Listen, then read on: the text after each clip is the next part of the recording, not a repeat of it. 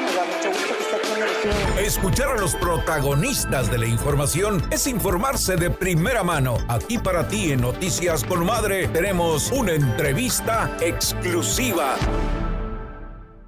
Totalmente decisivo para tu equipo y que ni así te den el mejor jugador del campeonato. Es una barbaridad. Estaba cantado, se le iban a dar a Messi. Sí, ¿no? Eso es. Mbappé debe haber sido el Balón de Oro, para mí. Ajá. Para mí. 3 golecitos también. Bueno. No, y fue líder de goleo del Mundial. ¿Quién, Mbappé? ¿Cuántos metió? 7. Ah, 8. Súmale los del Mundial pasado. No, hombre, es un monstruo ese amigo. Bueno, ya estamos con la entrevista de esta mañana, amigo del auditorio. Me da muchísimo gusto recibir al licenciado Moisés Martínez. Mi estimado Moy, ¿cómo estás? Muy buenos días. Con mucho gusto saludarte. Hoy vamos a hablar de un tema muy importante. Seguramente usted ya lo vio en Netflix, amigos del auditorio. Y si no lo ha visto, se lo recomiendo. Se llama el documental Duda Razonable. Son 3 sujetos que son señalados de haber cometido un delito, pero que ellos pugnaban de que eran inocentes. En su momento estuvieron a punto de dejarlos en libertad y ya cuando prácticamente estaban cantando en gloria de que efectivamente así iba a ser, le dicen siempre no y lo van a refundir nuevamente tras el botiquín. Pero ellos siguieron con con esta duda razonable. Incluso el productor, el que andaba haciendo este documental, dice ahí mismo en la producción que hasta recibió amenazas de parte de ciertos personajes y se tuvo que ir hasta de Tabasco, donde sucede precisamente este hecho. Para desglosarlo al respecto, porque la semana pasada la Suprema Corte de Justicia de la Nación emitió un veredicto donde dice que hay que dejarlos en libertad de manera inmediata porque no había delito que perseguir, o no sé cómo se maneje en términos jurídicos. Le cedemos la voz a nuestro amigo Moisés Martínez, el licenciado. Licenciado, gracias como siempre por aceptar nuestras invitaciones. No, al contrario, gracias a ustedes por la oportunidad de estar aquí. Me encanta y ya lo siento como mi casa. Eso, licenciado. Oye, licenciado, pero a ver, vamos entrando directamente al tema. ¿Qué nos hace pensar eso en nuestro sistema de justicia de nuestro país? ¿Que hay muchos inocentes tras las rejas? No sé si se puede decir al aire lo que realmente quiero pensar, pero este tema de la serie de Netflix y la sentencia de la Corte llevan a una cuestión sumamente interesante. El hecho de que se replanteen dentro de la justicia mexicana cuestiones como, por ejemplo, el principio de definitividad en materia de amparo, la presunción de inocencia exponenciada, son cuestiones novedosas desde el punto de vista de la Corte, Ajá. pero no novedosas dentro del punto de vista pragmático. Es decir, muchas de estas alegaciones o de las consideraciones que se llevaron a cabo en el cuerpo de esta sentencia es el día a día del cuerpo de defensores dentro del gran ancho de nuestra República Mexicana, que argumentativamente se vierten dentro de las audiencias. Uh-huh. En realidad, no sé si decirlo grave, pero eficaz para Héctor, para Gonzalo y para Juan Luis, quienes hoy se encuentran en su casa y en libertad. Sí. Tuvo que venir un documental con un peso mediático bastante fuerte para que pudiera llevarse el calce de todo este orden argumentativo hasta la Suprema Corte de Justicia de la Nación. Y repito, una voz que diario se escucha en las audiencias de todo el territorio mexicano. No hablemos de la justicia únicamente a nivel federal, sino de la justicia a nivel local también. Uh-huh. Y esta serie de consideraciones, de alegaciones que diario pragmáticamente se vierten, tuvieron que venir con el peso de este documental para que, de alguna forma, la Corte hiciera oídos por fin a este gran ruido, a este grito de justicia. Ajá. Y de esta forma se pudiera encontrar cauce en esta argumentativa y se les pudiera dejar en libertad. Sumamente crítico, más allá del propio documental, es el punto de vista de los ministros de la Corte. Sí. Los ministros de la Corte en esta sentencia, bueno, esta sentencia que está dividida formalmente en 2 partes. La primera que habla sobre el hecho de que aunque los defensores no apelan la sentencia, Ajá. Hablando de tecnicismos jurídicos, es una obligación apelar una sentencia para poder tirar al amparo. Hablemos que para poder discutir este amparo tenía que venir una apelación por parte de las personas sentenciadas, una apelación que no llegó. Es Ajá. Una apelación que hace el Ministerio Público por considerar que la sentencia fue muy baja. Y creo que es donde termina la serie documental de Netflix. Entonces, en una actualización, viene la Corte a decir, aunque esta pena no fue lo que buscaba la Fiscalía, sí se le debe dar oportunidad, aunque las personas sentenciadas no apelaron, para ir al estudio del amparo. Y no solamente eso, sino que lo atrae precisamente a la Suprema Corte, que es en casos sumamente importantes, y no solamente la Corte, el Pleno de la Suprema Corte. Claro, pero ¿qué pasa acá con duda razonable? ¿A qué conclusión llegan ahí en la Suprema Corte, licenciado?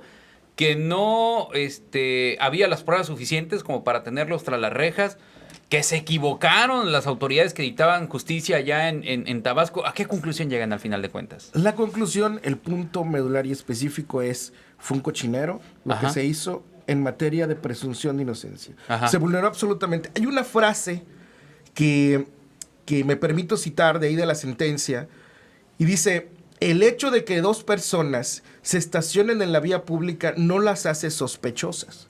Ajá. Dice también una frase: el hecho de que indiquen que están ahí por una falla mecánica de su vehículo no les exige tener que acreditar esa falla.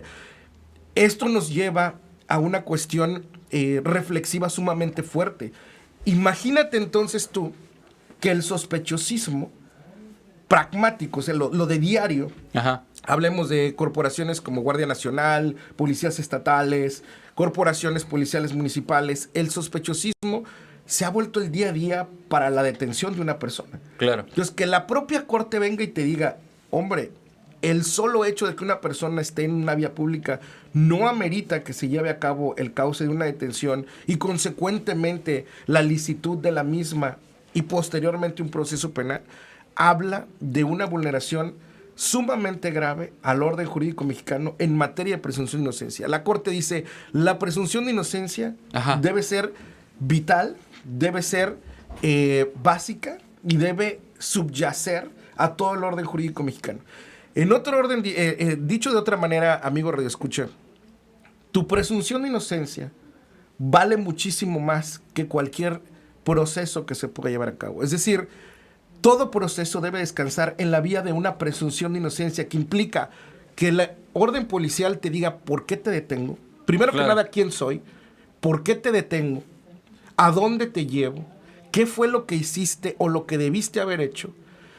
Que las pruebas que puedan encontrarse dentro del procedimiento se puedan ver a la luz de aquello que mayormente te beneficie, que se te trate siempre como una persona no responsable. Claro. Ojo, no quiere decir que en un momento dado se te considere siempre una persona inocente, que no se te trate como responsable. Quizás suene como un juego de palabras, pero gramaticalmente así lo dice la Corte. Entonces, esta presunción de inocencia, vista desde un orden poliédrico, no pruebas que te puedan perjudicar, debe ser siempre un derecho informador, debe tener siempre una óptica en pro y en beneficio del sujeto, de la persona, del ciudadano. Es la base de todo proceso, dice la Corte.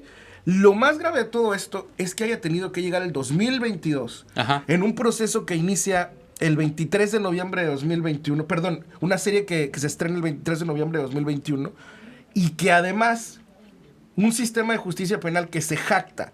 Es decir, transitamos de uno anterior, del expedientote grueso que teníamos, claro, a las audiencias orales con la bandera de la presunción de inocencia, y tenga que venir una serie de Netflix, habla por ahí hasta de un orden clasista de justicia. Claro, ahora bien, ¿qué pasa con estas tres personas que al final de cuentas le dicen: oye, discúlpeme, siempre son inocentes? Esos 3 años y fracción que estuvieron tras las rejas. Por supuesto que ya siendo muy puntuales, existe una forma de reparación que es a través del error judicial, que es una vía de responsabilidad administrativa donde ellos podrían reclamar algún tipo de indemnización, responsabilidad patrimonial del Estado. Sí se puede, realmente. Claro que se puede. ¿Y si pagan? Deben de pagar. ¿Has tenido tú, por ejemplo, en tu carrera profesional conocimiento de que el Estado le haya pagado a alguien por tenerla ahí? El procedimiento existe. También existe un fenómeno muy curioso. Evidentemente, cuando el sujeto obtiene la libertad después de violaciones a derechos humanos tan flagrantes como esta, muchas veces lo que menos quiere el sujeto es regresar a pisar cualquier juzgado, cualquier orden de oficina pública, ¿no? Básicamente lo que quiere es realizar su vida en el punto donde la tomó, aunque evidentemente muchas veces eso ya no es posible. Claro, ahora, aquí estamos hablando de 3 años, pero hay casos que pudieran tener hasta 10, 15 años tras las rejas. Ahora, no olvidemos que este documental inocente, habla de que Tabasco es uno de los estados con mayor índice de violaciones a derechos humanos procesalmente hablando. Entonces, esto quiere decir que existen otros sectores, Gonzalo y Juan, y no solamente en Tabasco. Ve tú a saber cuántos Héctor González y Juan hay en toda la República. Ahora, lo celebrable de todo esto es que existe esta sentencia, que es el amparo directo 4/2022 del Pleno de la Suprema Corte, que se puede utilizar, y esto lo digo para el gremio de abogados y para nuestros amigos radioescuchas ciudadanos. Los argumentos centrales de esta sentencia pueden sentar y utilizarse como precedentes argumentativos en cualquier otra sentencia. Es decir, yo puedo llegar a decirle a un juez en un momento dado, como lo dice el amparo de duda razonable o el 4/2022, si es que quieres entrar en tecnicismos, en su párrafo fulanito de tal, porque la Corte, desde hace ya algún tiempo, enumera los párrafos de cada sentencia para que se haga más fácil la localización del argumento que se pretende utilizar. Y de esa manera, evidentemente, ya podemos contraargumentar en audiencias, ya podemos hacerle ver al juez que tengamos enfrente y que quizás no esté contemplando la misma cosmovisión que la Corte tiene en este caso. Ahora, Moy, ¿tendríamos que tener entonces o hacer de toda la gente que dice que es inocente un documental para poder que reaccionen las autoridades? ¿O de qué nos sirve este documental? En teoría, esta resolución, y como lo he dicho anteriormente, es un precedente. Ajá. Es decir, cuando hablamos de precedente, hablamos de que es una punta de lanza. De aquí para acá se tiene una cierta óptica respecto a la presunción de inocencia. Y en un orden jerárquico constitucional, se supone que lo que decide la Corte hacia abajo es una línea que hay que respetar. Una línea de decisión, una línea de visión que baja, repito, desde la Corte, plenos regionales en materia federal, tribunales colegiados de circuito, tribunales hoy de apelación, colegios de apelación, jueces de distrito, y de ahí nos vamos a la justicia local. Porque lo dice la Corte, lo dice el papá de los pollitos. Claro. Ahora, el tema es, este precedente, ¿qué tan pragmático puede resultar? No hablemos de los órganos de impartición de justicia, sino del día a día del elemento policial. Es decir, este precedente no solamente debe de servir para la impartición de justicia, sino para las academias de derecho, en donde se capacita a los elementos de las corporaciones policiales e incluso el propio ciudadano. El artículo 1 constitucional dice, es obligación del Estado informar de los derechos humanos que tienen todas las personas ciudadanas mexicanas. Entonces, en ese orden de ideas, este amparo de duda razonable y gracias al espacio que estás teniendo, estamos haciéndole ver a la gente, hombre, no estás solo. Esa violación que pudo servir procesal y de derecho humano de tu amigo, de tu primo, de tu hermano, tuya en algún momento, ya tuvo un cierto eco, ya llegó a la Corte. Ahora, respecto al otro punto, si hace falta o no un documental para ello, esa pregunta es más complicada que la primera. ¿Por qué? Porque ciertamente esto tuvo un peso mediático importante. Sí. De alguna forma, la Corte no podía tener una visión tan distinta a lo que el pueblo, la sociedad estaba buscando con la visión del productor, con la visión de Netflix. Ajá. Sin embargo, repito, habrá que ver ya en el práctico, ya en el día a día, qué más casos, qué otro sector, Gonzalo y Juan Luis, podemos tener ahí afuera, ¿no? Finalmente, mi estimado licenciado, ¿cuál sería el mensaje para esas personas que están tras las rejas, están privados de su libertad, pero que dicen que son inocentes y que ellos van a luchar toda la vida diciendo que son inocentes? Que no claudiquen, que no se cansen de pelear esa libertad por esa libertad, licenciado, o qué ondas. No te des por vencido, amiga mía que nos escuchas. Nunca permitas que el sistema de alguna forma te consuma. El ansia de libertad y el probar tu inocencia tiene muchísimo más valor. A lo mejor no tienes un documental de Netflix. A lo mejor no tienes la manera que tuvieron Héctor, Gonzalo y Juan Luis, o la suerte, porque válgame, Netflix fue y básicamente seleccionó al azar a las personas, aparentemente, tampoco lo sabemos. Pero una de las partes que menciona esta sentencia y que me llama mucho la atención, dice la Corte que el fin principal de la justicia es la verdad. Y si tú tienes la verdad de tu lado, la verdad va a salir ahora, mañana o en 5 años o en algún momento. Y ya decidirás tú si vas a irte a un proceso administrativo para indemnización o no, pero nadie te va a quitar la verdad. Eso es lo único que no te pueden quitar. Y Claro. tampoco la dignidad. Exacto, muy bien, correcto. Como siempre, muchísimas gracias, mi estimado Moy. Felices fiestas y A ya ustedes, no nos ustedes. vemos y ojalá nos puedas acompañar el próximo año también como lo hiciste en este 2022. En nombre sea de Dios y para Primero servirles Dios. cuantas veces me inviten. Efectivamente, vamos a una pausa, sigan reaccionando, amigos del auditorio.